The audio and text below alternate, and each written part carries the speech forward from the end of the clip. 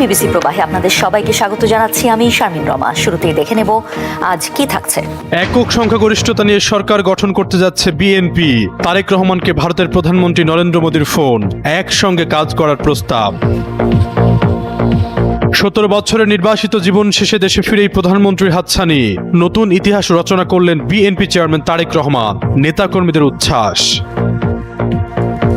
সারা দেশে জামায়াত এনসিপি নেতাকর্মীদের উপর হামলা চালানো হচ্ছে। ফেসবুক পোস্টে অভিযোগ তুললেন আসিফ মাহমুদ। বিজয় দলের সমর্থকদের নিয়ন্ত্রণ করার আহ্বান।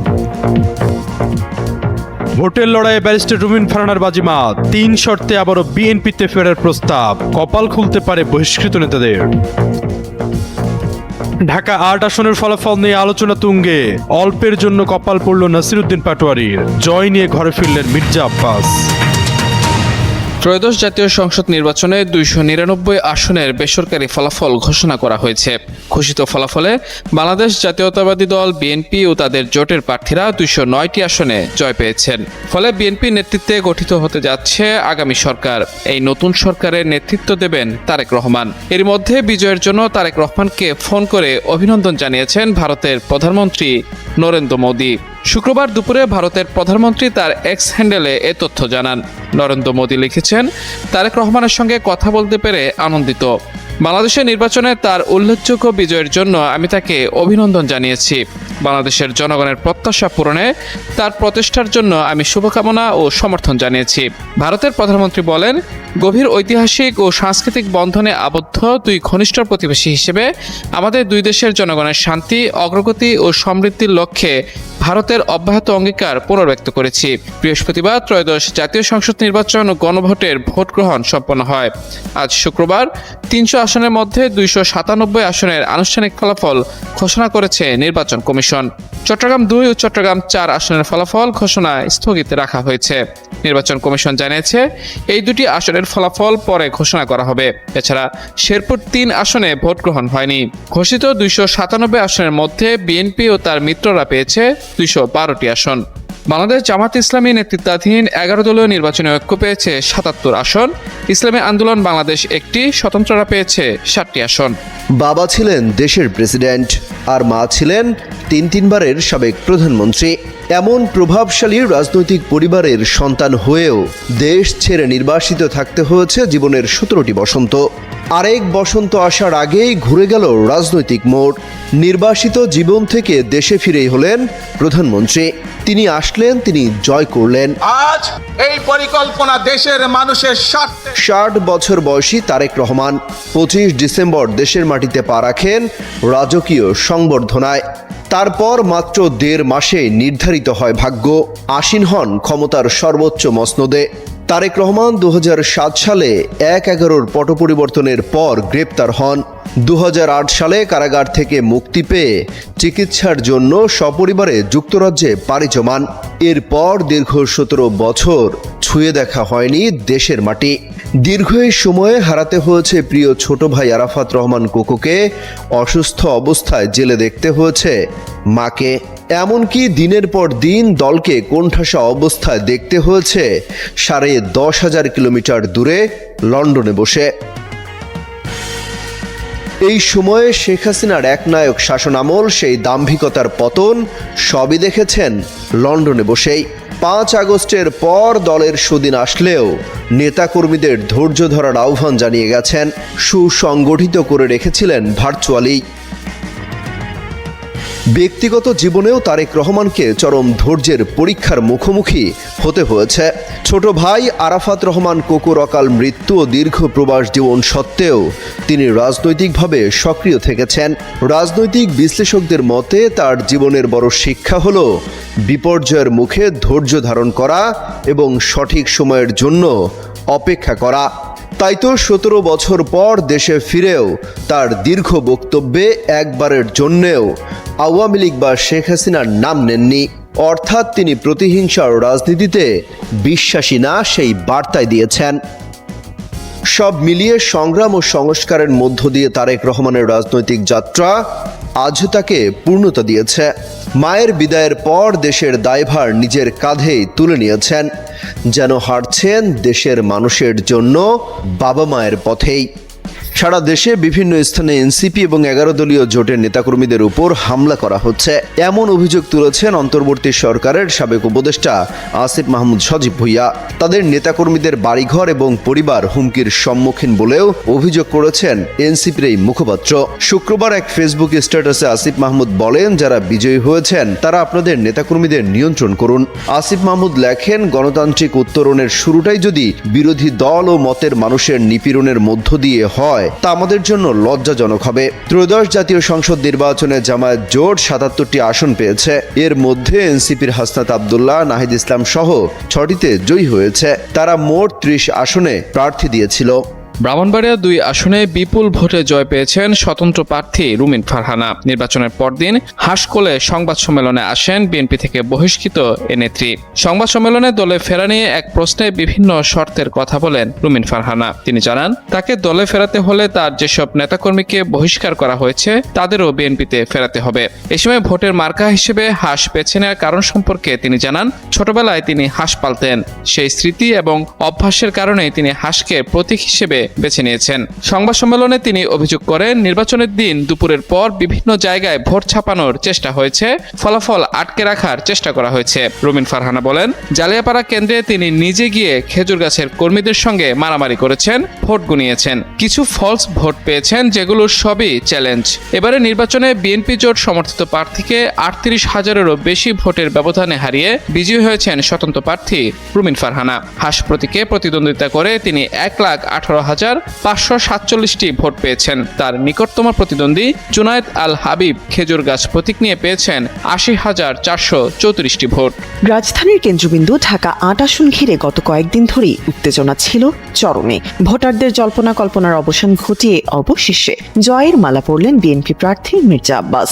ত্রয়োদশ জাতীয় সংসদ নির্বাচনের নিকটতম প্রতিদ্বন্দ্বী নাসিরউদ্দিন পাটোয়ারিকে পরাজিত করে বেসরকারিভাবে নির্বাচিত হয়েছেন তিনি। 2,75,474 ভোটারের এই আসনে ভোট দিয়েছেন মোট 1,20,484 জন। নির্বাচনী ফলাফলে দেখা যায়, মির্জা আব্বাস মোট 59,366 ভোট পেয়ে বিজয়ী হয়েছেন। এর মধ্যে কেন্দ্র থেকে সরাসরি প্রাপ্ত ভোট 56,552 এবং পোস্টাল ভোট 2,814টি। অন্যদিকে জাতীয় নাগরিক পার্টি এনসিপির প্রার্থী নাসিরউদ্দিন পাটোয়ারি পেয়েছেন মোট 54,127 ভোট। সব মিলিয়ে 5,239 ভোটের ব্যবধানে মির্জা আব্বাস এই আসনে জয়লাভ করেন। পুরো আসনে জয় পেলেও মির্জা আব্বাসের জন্য বড় বিস্ময় হয়ে দাঁড়িয়েছে তার নিজের কেন্দ্র মির্জা আব্বাস মহিলা কলেজ। সেখানে তিনি 516 ভোট পেলেও নাসিরউদ্দিন পাটোয়ারি পান 523 ভোট, অর্থাৎ নিজ কেন্দ্রে মাত্র 7 ভোটের ব্যবধানে পিছিয়ে ছিলেন মির্জা আব্বাস। 5 আগস্ট দেশের রাজনৈতিক পট পরিবর্তনের পর ত্রয়োদশ জাতীয় সংসদ নির্বাচন নিয়ে রাজনৈতিক দল ও মানুষের আগ্রহের জায়গা ছিল সবচেয়ে বেশি। ভোটারদের অংশগ্রহণ আর প্রশাসনিক কড়াকড়ির মধ্য দিয়ে সম্পূর্ণ হয় ভোট গ্রহণ পর্ব। ভোট গণনার পর অবশেষে নির্বাচনের আনুষ্ঠানিক ফলাফল ঘোষণা করেছে নির্বাচন কমিশন ইসি। শুক্রবার আগারগাঁওয়ের নির্বাচন কমিশন সচিবালয়ে আয়োজিত এক অনুষ্ঠানে 297টি আসনের আনুষ্ঠানিক ফল ঘোষণা করা হয়। ইসি সচিব 299টি আসনের মধ্যে 297টি আসনের ফল ঘোষণা করে জানান, 299 আসনের মধ্যে 297 আসনের ফলাফলে বিএনপি 209টি আসন এবং বাংলাদেশ জামায়াত ইসলামী এককভাবে পেয়েছে 68টি আসন। এছাড়া জামায়াত নেতৃত্বাধীন 11 দলীয় নির্বাচনী জোটের সঙ্গী জাতীয় নাগরিক পার্টি এনসিপি পেয়েছে 6টি আসন। আরেক জোট সঙ্গী বাংলাদেশ খেলাফত মজলিস 2টি আসন, খেলাফত মজলিস পেয়েছে 1টি আসন।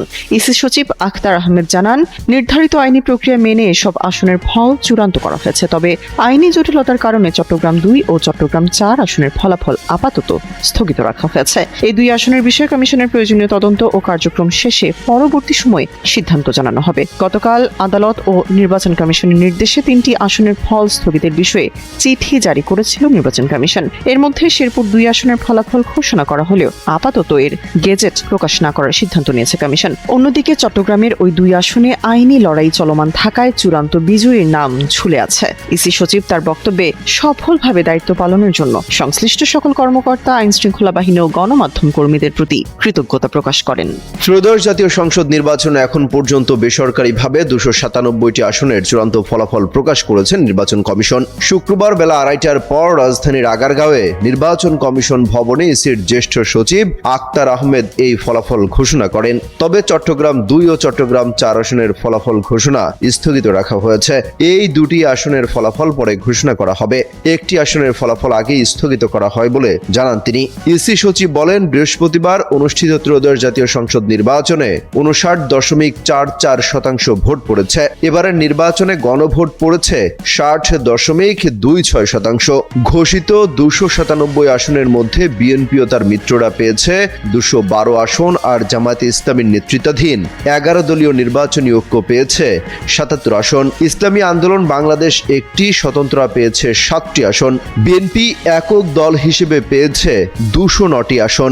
অন্যদিকে জামায়াতে ইসলামী পেয়েছে 68টি, জাতীয় নাগরিক পার্টি পেয়েছে 6টি, বাংলাদেশ খেলাফত মজলিস 2টি, খেলাফত মজলিস 1টি, বাংলাদেশ জাতীয় পার্টি বিজেপি 1টি, গণসংহতি আন্দোলন 1টি, গণ অধিকার পরিষদ 1টি আসন পেয়েছে। দ্রুত সময়ের মধ্যে গেজেট প্রকাশ করা হবে। রিটার্নিং অফিসারের তথ্যের সঙ্গে মিলিয়ে নেওয়ার পরই নির্ভুলভাবে গ্যাজেট প্রকাশ করা হবে বলে জানান ইসি। তবে ইসির জ্যেষ্ঠ সচিব আক্তার আহমেদ বলেন, কে শপথ পড়াবেন সেটি বলার এখতিয়ার ইসি নেই। তবে এবার নিয়ম অনুযায়ী প্রধান বিচারপতি অথবা নির্বাচন কমিশনার শপথ পড়াতে পারবেন। বহুল প্রতীক্ষিত ত্রয়োদশ জাতীয় সংসদ নির্বাচনে 212টি আসনে জিতে নিরঙ্কুশ সংখ্যাগরিষ্ঠতা পেয়েছে বিএনপি নেতৃত্বাধীন জোট। এর মধ্যে এককভাবে বিএনপি পেয়েছে 209টি আসন ও শরিক দলগুলো পেয়েছে 3টি আসন। বাংলাদেশ জামায়াতে ইসলামী নেতৃত্বাধীন জোট মোট 77টি আসনে জয়ী হয়েছে। এর মধ্যে জামাত নিজে পেয়েছে 68টি আসন, এনসিপি 6টি এবং বাংলাদেশ খেলাফত মজলিস 2টি ও খেলাফত মজলিস 1টি আসনে জয় পেয়েছে। এছাড়া স্বতন্ত্র প্রার্থীরা 60টি এবং ইসলামী আন্দোলন বাংলাদেশ 1টি আসনে বিজয়ী হয়েছে। ফলাফলে বিএনপি জোটের সুস্পষ্ট প্রাধান্য থাকলেও বিভাগ ভিত্তিক চিত্রে কিছু এলাকায় প্রতিদ্বন্দ্বিতা ছিল চোখে পড়ার মতো। এবারের নির্বাচনে সবচেয়ে গুরুত্বপূর্ণ ঢাকা বিভাগে বিএনপি জোট বিশাল ব্যবধানে এগিয়ে আছে। এই বিভাগে শুধু বিএনপি 57টি আসনে জয়ী হয়েছে। জামায়াত জোট পেয়েছে 11টি আসন, 2টি আসনে স্বতন্ত্র প্রার্থী জয়ী হয়েছেন।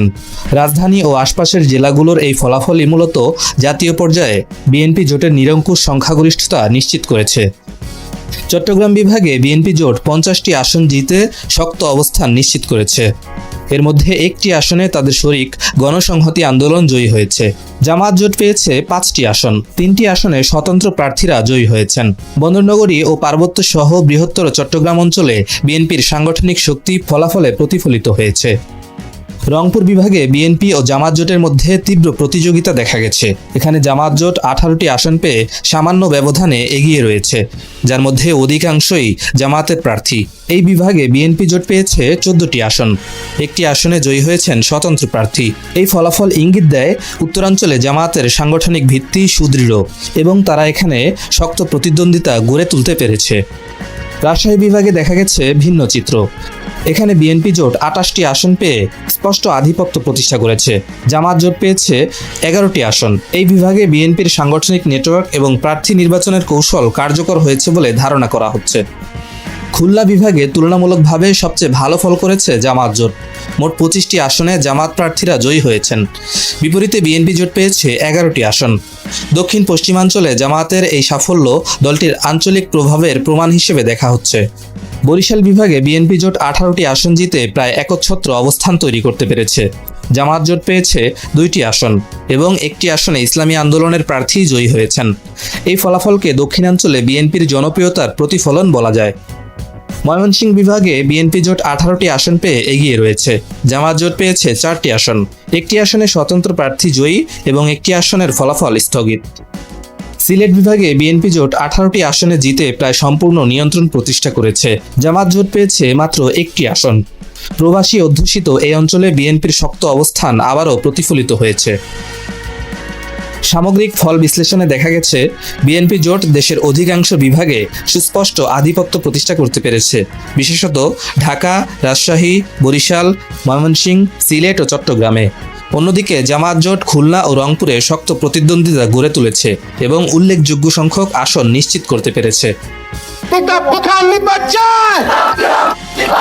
24শে জুলাইয়ের এই আন্দোলন দেশজুড়ে যে প্রতিক্রিয়া তৈরি করেছিল তার ধাক্কায় শেষ পর্যন্ত পতন হয় আওয়ামী লীগ সরকারের। ক্ষমতার মসনদ থেকে ছিটকে পড়েন শেখ হাসিনা। ডক্টর ইউনূসের নেতৃত্বে গঠিত হয় অন্তর্বর্তী সরকার। সেই অন্তর্বর্তী সরকারের অধীনে 12 ফেব্রুয়ারি হলো ত্রয়োদশ জাতীয় সংসদ নির্বাচন। এই নির্বাচনে জয় পেয়েছেন সেই ছাত্র জনতার আন্দোলনের নেতৃত্ব দেওয়া আলোচিত মুখগুলো। কুমিল্লা 4 দেবিদার আসনে বেসরকারিভাবে নির্বাচিত হয়েছেন শাপলাকলির প্রার্থী হাসনাত আব্দুল্লাহ। 116টি কেন্দ্রের ফলাফলে তিনি পেয়েছেন 1,72,000 ভোট। তার নিকটতম প্রতিদ্বন্দ্বী ট্রাক প্রতীকের জসিমউদ্দিন পেয়েছেন 26,000 ভোট। আমরা প্রমাণ করে দিয়েছি জনতার সাথে যার সংযোগ থাকবে, ভোটের জন্য অর্থ লাগে না।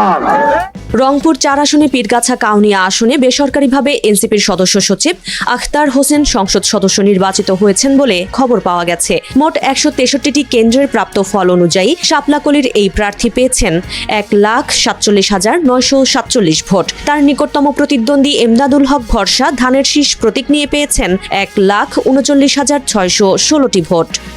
পটুয়াখালী 3 গলাচিপা 10 মিনা আসনে জয়ী হওয়ায় বিএনপি জোটের প্রার্থী ও গণ অধিকারের সভাপতি নুরুল হক নূরকে অভিনন্দন জানিয়েছেন তার নিকটতম প্রতিদ্বন্দ্বী হাসান মামুন।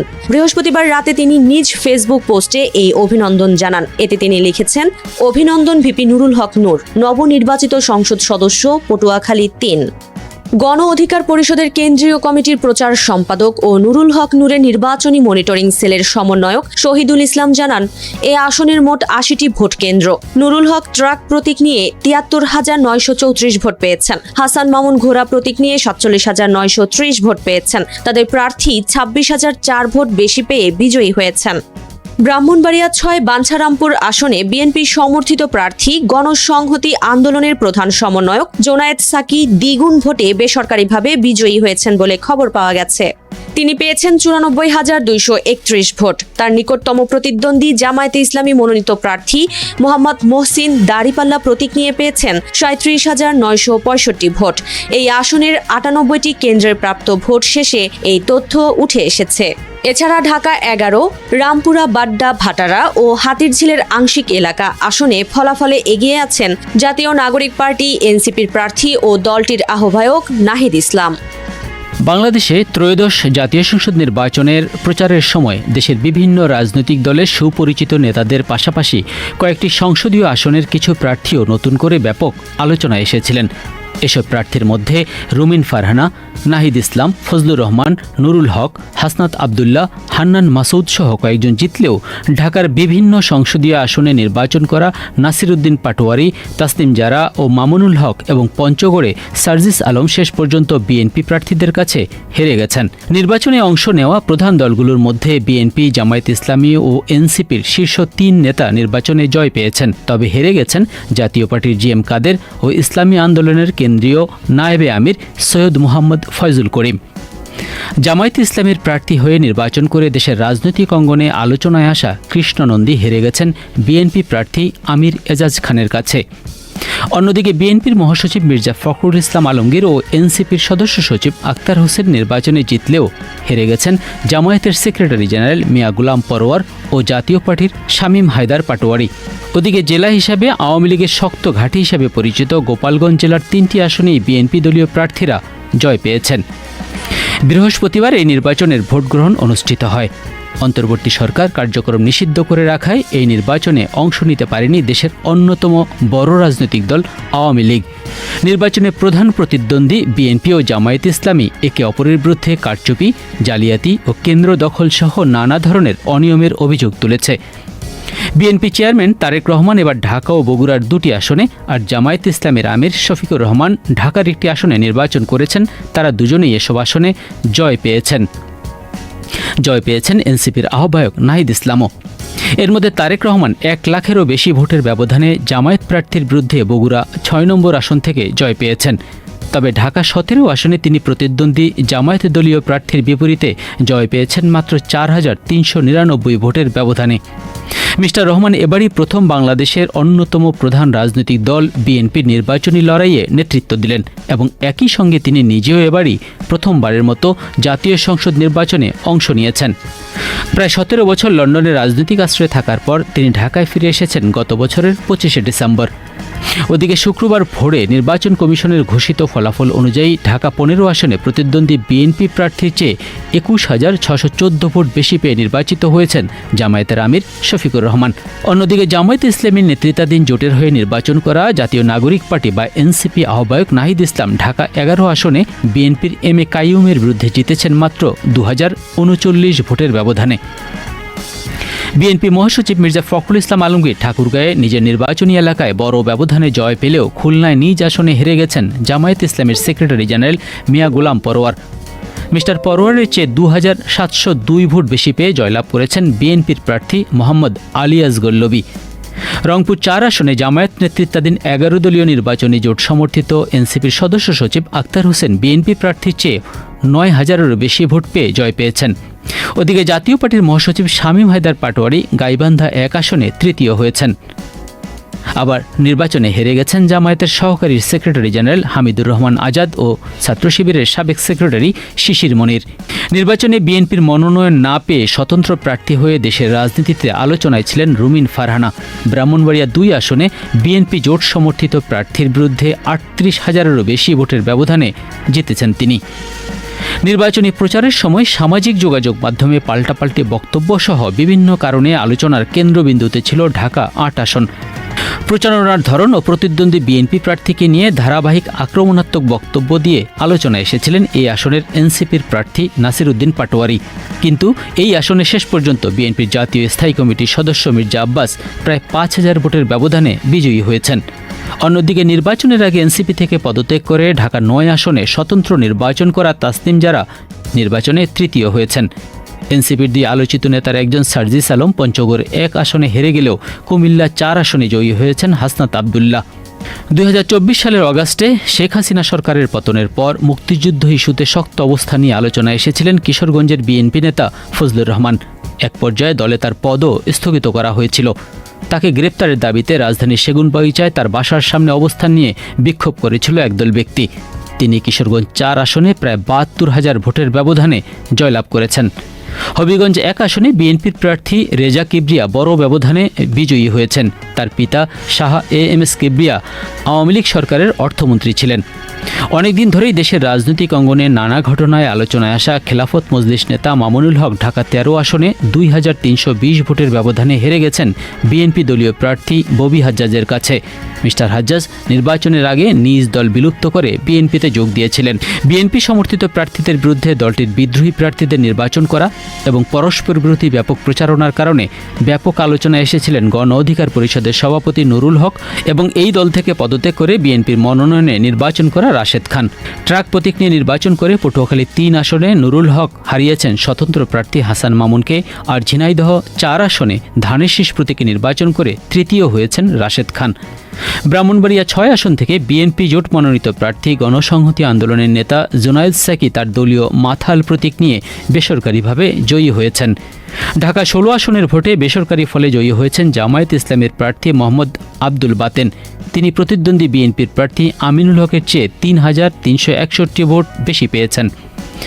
কক্সবাজার 1 আসনে বিএনপির স্থায়ী কমিটির সদস্য ও দলটির মুখপাত্র সালাহউদ্দিন আহমদ বিজয়ী হয়েছেন। আর বাংলাদেশ জাতীয় পার্টির চেয়ারম্যান ও বিএনপি জোটের প্রার্থী আন্দালিব রহমান পার্থ জিতেছেন ভোলা 1 আসনে। আওয়ামী লীগ আমলে 71-এর মানবতা বিরোধী অপরাধের মামলায় ফাঁসির দণ্ডপ্রাপ্ত ও পরে অন্তর্বর্তী সরকারের সময় মুক্তি পাওয়া জামায়াতের নায়েবে আমির এটিএম আজাহারুল ইসলাম বিএনপি প্রার্থীর চেয়ে প্রায় 54,000 ভোট বেশি পেয়ে রংপুর 2 আসনে জয় পেয়েছেন। এর বাইরে বিএনপির আরও যারা জয় পেয়েছেন তাদের মধ্যে আছেন ডক্টর খন্দকার মোশাররফ হোসেন, আব্দুল মঈন খান, মেজর অবসরপ্রাপ্ত হাফিজউদ্দিন আহমেদ, আব্দুল আওয়াল মিন্টু, আমির খসরু মাহমুদ চৌধুরী, ইকবাল হাসান মাহমুদ, গয়েশ্বরচন্দ্র রায়, ইশরাক হোসেন ও শামা ওবায়দের মতো নেতারা। তারেক রহমান 2001 সালে বিএনপির রাজনীতিতে সক্রিয়ভাবে যুক্ত হন। তখন তার বয়স ছিল 30-এর কোঠায়। তখন মাত্র মা খালেদা জিয়ার দ্বিতীয় মেয়াদে শুরু হয়েছে। 2002 সালে তিনি দলের একটি গুরুত্বপূর্ণ পদে উন্নীত হন। বিরোধীরা তখন তার এই উত্থানকে প্রকাশ্য স্বজন প্রীতি বলে সমালোচনা করে।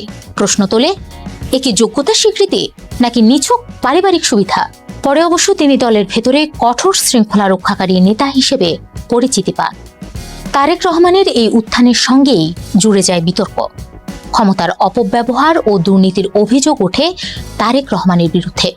তবে তিনি সব সময় এসব অভিযোগ অস্বীকার করেছেন। তার সমর্থকদের দাবি, রাজনৈতিক প্রতিপক্ষ তাকে সবসময় লক্ষ্যবস্তু বানিয়েছে। 2007 সালে সামরিক সমর্থিত তত্ত্বাবধায়ক সরকারের সময় দুর্নীতির অভিযোগে তাকে গ্রেফতার করা হয়। বিচার চলাকালে তাকে নির্মমভাবে নির্যাতন করা হয়েছিল। প্রায় 18 মাস কারাগারে থাকার পর তিনি মুক্তি পান এবং পরবর্তীতে পরিবার সহ লন্ডনে চলে যান। সেই সময় গণমাধ্যমগুলোর প্রতিবেদনে বলা হয়, দেশ ছাড়ার অনুমতি পেতে তিনি রাজনীতি থেকে সরে দাঁড়ানোর প্রতিশ্রুতি দিয়েছিলেন। এরপর প্রায় 17 বছর তিনি দেশে ফেরেননি। বিদেশে থাকলেও বিএনপির কৌশল ও নীতি নির্ধারণে সক্রিয় ছিলেন তারেক রহমান। 2018 সালে তার মা খালেদা জিয়া কারাদণ্ড পাওয়ার পর তিনি দলের ভারপ্রাপ্ত চেয়ারম্যানের দায়িত্ব নেন। ক্ষমতাচ্যুত প্রধানমন্ত্রী শেখ হাসিনার শাসনামলে তার বিরুদ্ধে একাধিক ফৌজদারি মামলা করা হয়। এর মধ্যে 2004 সালের একটি রাজনৈতিক সমাবেশে গ্রেনেড হামলার মামলাও ছিল। তার অনুপস্থিতিতেই তাকে দণ্ড দেওয়া হয়েছিল। তার সমর্থকদের দাবি, এসব মামলা ছিল রাজনৈতিক উদ্দেশ্য প্রণোদিত। যদিও পরে তিনি সব অভিযোগ থেকে খালাস পান। 2025 সালের 25 ডিসেম্বর তিনি বাংলাদেশে ফিরে আসেন। এর 5 দিন পর তার মা খালেদা জিয়া মারা যান। গত 9 জানুয়ারি তিনি আনুষ্ঠানিকভাবে বিএনপির চেয়ারম্যান হন। বিশ্লেষকদের মতে তার নেতৃত্বে আসা ছিল অনেকটাই পূর্ব নির্ধারিত, কারণ দলের কাঠামো আর ঐতিহ্য সেটিরই ইঙ্গিত করছিল। বিএনপির নেতাকর্মীদের মতে কোন পরিবার থেকে এসেছেন সেটি গুরুত্বপূর্ণ নয়। শেখ হাসিনার আমলে দল এতটাই চাপে ছিল যে নতুন নেতৃত্ব গড়ে ওঠার সুযোগ ছিল না।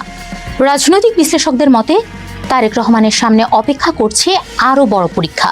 একদিকে দলকে ঐক্যবদ্ধ রাখা, অন্যদিকে দেশকে স্থিতিশীলতার পথে নেওয়া।